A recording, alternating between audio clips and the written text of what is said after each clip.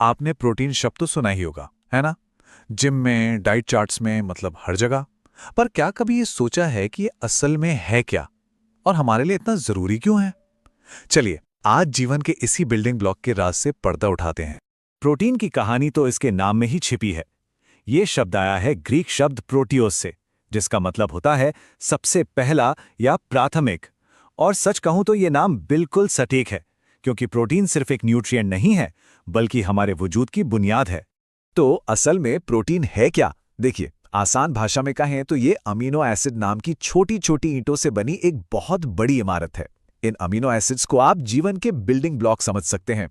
जैसे लेगो के टुकड़ों से कुछ भी बन सकता है, ठीक वैसे ही अमीनो एसिड से हमारे बाल, हमारी त्वचा, हमारी मांसपेशियां, मतलब सब कुछ बनता है। तो फिर देर किस बात की? चलिए इन बिल्डिंग ब्लॉक्स यानी अमीनो एसिड्स को जरा और करीब से जानते हैं। अब ये बात थोड़ी हैरान करने वाली है कि हमारे शरीर में हजारों अलग अलग तरह के प्रोटीन बनाने के लिए सिर्फ, जी हां, सिर्फ 20 अलग अलग तरह के अमीनो एसिड्स का इस्तेमाल होता है। जरा सोचिए, सिर्फ 20 बिल्डिंग ब्लॉक से शरीर का हर एक हिस्सा, हर एक काम मुमकिन हो पाता है। इन 20 अमीनो एसिड्स को ना हम दो टीमों में बांट सकते हैं। पहली टीम में है 9 एसेंशियल यानी जरूरी अमीनो एसिड। ये वीआईपी खिलाड़ी हैं जिन्हें हमारा शरीर खुद नहीं बना सकता, इसलिए इन्हें हमें अपने खाने से ही लेना पड़ता है। और दूसरी टीम में है 11 नॉन एसेंशियल अमीनो एसिड, जिन्हें शरीर जरूरत पड़ने पर खुद ही तैयार कर लेता है। तो सवाल ये उठता है कि ये जो सीधे साधे से दिखने वाले बिल्डिंग ब्लॉक्स हैं, ये मिलकर इतने कमाल के, इतने जटिल स्ट्रक्चर आखिर बनाते कैसे हैं? ये किसी कला से कम नहीं है, जिसे हम 4 लेवल में समझ सकते हैं।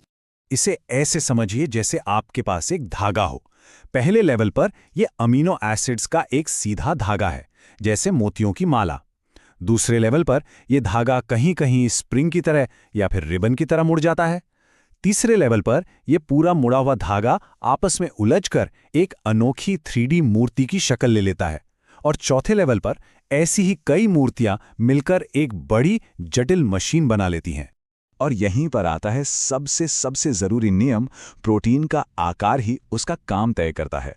ये बिल्कुल एक चाबी की तरह है। अगर चाबी का आकार सही नहीं है तो वो ताला नहीं खोल सकती। ठीक वैसे ही अगर प्रोटीन का आकार जरा सा भी बिगड़ जाए तो वो अपना काम नहीं कर सकता। इसका एक बहुत ही जबरदस्त उदाहरण है सिकल सेल एनीमिया।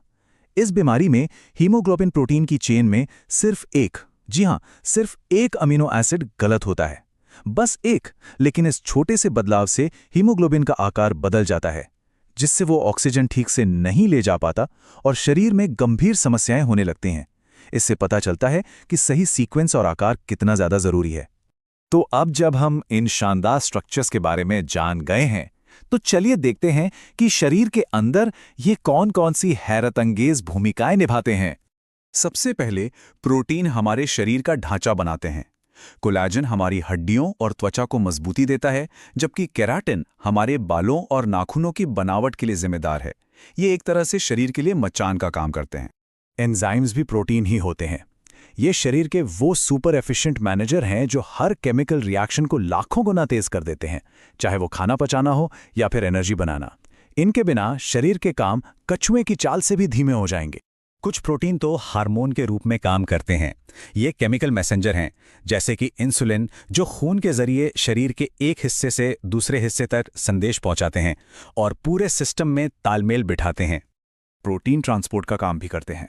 इसका सबसे अच्छा उदाहरण है हीमोग्लोबिन, जो हमारे फेफड़ों से ऑक्सीजन उठाकर शरीर की हर एक कोशिका तक पहुंचाता है, बिल्कुल एक डिलीवरी सर्विस की तरह। और हाँ, शरीर के बॉडीगार्ड्स यानी एंटीबॉडीज, वो भी प्रोटीन ही हैं। ये हमारे सुरक्षा गार्ड की तरह गश्त करते हैं और किसी भी बाहरी दुश्मन जैसे बैक्टीरिया या वायरस को पहचानकर उस पर एक निशान लगा देते हैं, ताकि शरीर की सेना उसे खत्म कर सके। तो संक्षेप में कहें तो प्रोटीन ही शरीर के बिल्डर, मैनेजर, मैसेंजर, ट्रांसपोर्टर और रक्षक हैं। वे सचमुच शरीर के असली वर्कहॉर्स हैं, जो पर्दे के पीछे से सब कुछ चला रहे हैं। तो अब ये तो पता चल गया कि प्रोटीन कितने जरूरी हैं, पर सवाल ये है कि ये जादुई बिल्डिंग ब्लॉक्स आखिर हमें मिलते कहां से हैं? जवाब हमारी थाली में ही छुपा है। प्रोटीन के सोर्स को भी हम दो टीमों में बांट सकते हैं। एक है कंप्लीट प्रोटीन, जिसमें सभी 9 वीआईपी खिलाड़ी यानी एसेंशियल अमीनो एसिड मौजूद होते हैं, जैसे कि मांस, अंडे और दूध से बनी चीजें। दूसरी तरफ है इनकम्प्लीट प्रोटीन, जिनमें कुछ खिलाड़ी गायब होते हैं, जैसे ज्यादातर दालें और अनाज। लेकिन घबराने की कोई बात नहीं है।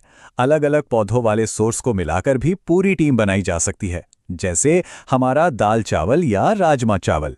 जो जरूरी खिलाड़ी दाल में नहीं है वो चावल में मिल जाएगा और बस टीम पूरी हो जाएगी। तो आखिर में बस ये याद रखिए कि प्रोटीन जीवन के आर्किटेक्ट और इंजीनियर दोनों हैं। जो कुछ भी हम खाते हैं उससे अपने शरीर का निर्माण करते हैं, उसकी मरम्मत करते हैं और उसे मेंटेन करते हैं। ये जानना कि ये बिल्डिंग ब्लॉक्स कैसे काम करते हैं हमें अपने स्वास्थ्य की एक बेहतर इमारत बनाने की ताकत देता है।